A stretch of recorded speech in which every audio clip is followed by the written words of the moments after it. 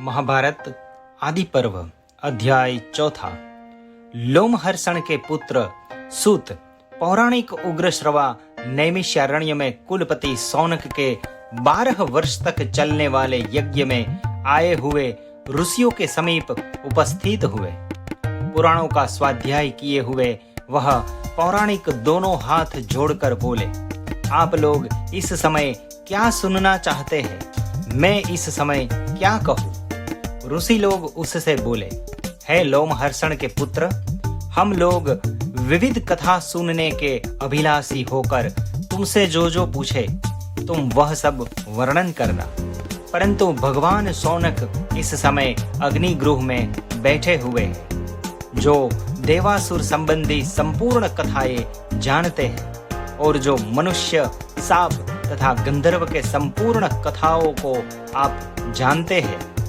है सुत, विशेष करके जो इस यज्ञ के कुलपति और विद्वान, कार्यकुशल, व्रतशील, बुद्धिमान, कर्मकांड संबंधी शास्त्र और उपनिषद सिखाने में अद्वितीय गुरु है तथा सत्यवादी, शांति में रत, तपस्वी और व्रतशील है। अतः वह हम सभी के लिए माननीय है। अतः एवं उनके लिए कुछ देर ठहर जाओ। अत्यंत पूजित श्रेष्ठासन पर बैठकर वह द्विजश्रेष्ठ जो कुछ भी प्रश्न करे तुम उसी का उत्तर देना। सूत जी बोले, वही होवे। महात्मा गुरु सौनक के बैठकर उनके द्वारा पूछे गए नाना विषयों से संबंधित पुण्य कथाएं मैं तुम्हें सुनाऊंगा। जिस यज्ञ स्थान पर व्रतों का आचरण करने वाले ब्रह्मर्षि और सिद्ध मुनिगण सूत के पुत्र उग्रश्रवा को अग्रस्थान देकर बैठे हुए थे, उसी यज्ञ स्थान पर ब्राह्मणों में श्रेष्ठ सौनक मंत्रों द्वारा देवों को और जल द्वारा पितरों को तृप्त करके तथा अन्य भी सब कार्यों को क्रम पूर्वक समाप्त करके आकर बैठ गए। बाद में ऋत्विक और सभासदों के बैठने पर कुलपति सौनक स्वयं बैठकर यह बोले। इसी प्रकार महाभारत के आदि पर्व में 4था अध्याय समाप्त हुआ। अध्याय 5वां। सौनक बोले, हे तात लोमहर्षण के पुत्र, पहले तुम्हारे पिता ने संपूर्ण पुराण पढ़े थे, क्या तुमने भी उन सबको पढ़ लिया है? पुराणों में देवताओं के चरित्र और महानुभाव पुरुषों के आदि वंश वृतांत कथित हुए हैं। पहले वे वृतांत तुम्हारे पिता के द्वारा कहे जाते थे। हम लोग वह सब कथाएं सुन चुके हैं। इस समय उनमें सबसे प्रधान भृगुवंश का वृतांत सुनना चाहता हूँ। तुम इस कथा को सुनाओ।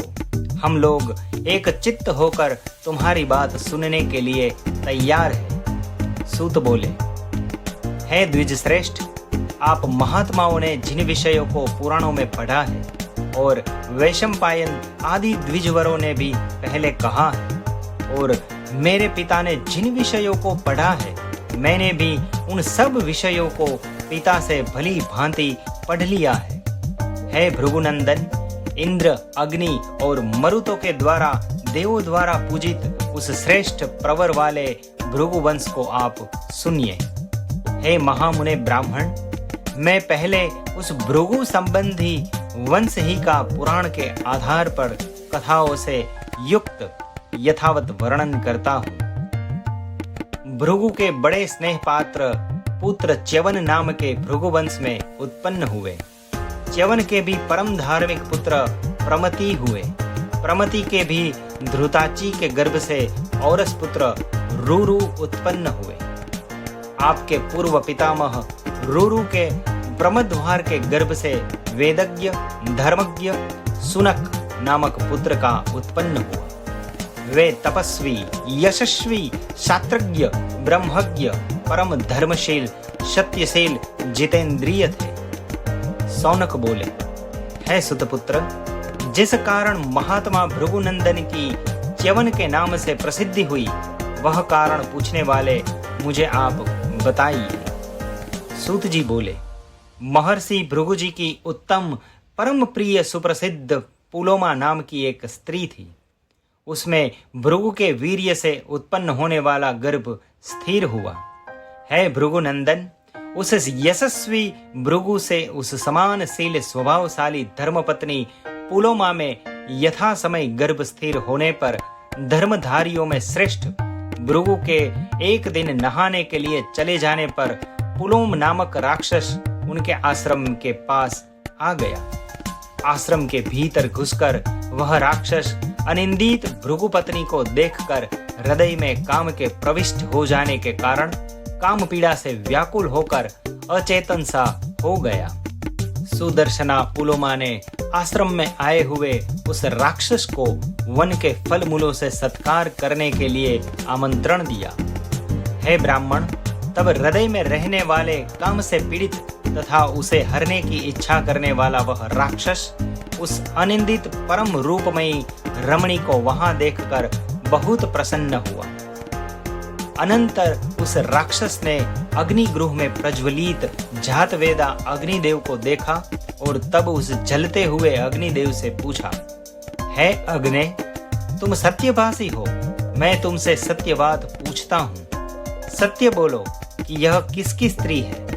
हे अग्ने, पूछने वाले मुझसे सच बोलो। मैंने पहले इस सुंदरी नारी को पत्नी रूप में वर्ण किया था, पर बाद में इसके पिता ने उसे असत्यभाषी भृगु को दे दिया। तुम सच बोलो, यह एकांत वासिनी कमल के समान सुंदर रूप वाली भृगु पत्नी है कि नहीं। मैं आश्रम में इसे हर ले जाना चाहता हूँ, क्योंकि सुंदर मध्यम भाग से युक्त शरीर वाली इस सुंदरी को जो पहले मेरी पत्नी के रूप में थी, भृगु ने प्राप्त कर लिया। इससे उत्पन्न हुआ तब का क्रोध मेरा हृदय जलाता हुआ आज तक बना हुआ है। इस प्रकार से पूछकर वह राक्षस भृगु की पत्नी पर शंका करते हुए जलते हुए अग्नि को संबोधित करके उससे बार बार पूछने लगा, हे अग्नि, तुम सदा सर्वभूतों के हृदय में विचरते हो और पाप और पुण्य के साक्षी हो, अतः हे दूरदर्शी विद्वान, तुम सच्ची बात कहो। मेरे द्वारा पहले ही वर्ण की हुई जिस मेरी ही पत्नी को अन्याय करने वाले भृगु ने हर लिया है, वह यही नारी है ना। हे अग्ने, तुम यह बात मुझसे सच बोलो। मैं तुमसे सच्ची बात सुनकर हे जातवेद अग्ने, तुम्हारे देखते देखते ही इस भृगु पत्नी को इस आश्रम से हर ले जाना चाहता हूँ, अतः मुझे सच्ची बात बताओ। उस राक्षस की ऐसी बात सुनकर 7 ज्वाला वाला अग्नि एक और मिथ्या बोलने के डर से और दूसरी ओर भृगु के साप के डर से अति दुखी होकर धीरे से यह पुलोमा भृगु की पत्नी है, इस प्रकार बोला। श्री महाभारत में आदि पर्व में 5वां अध्याय समाप्त हुआ।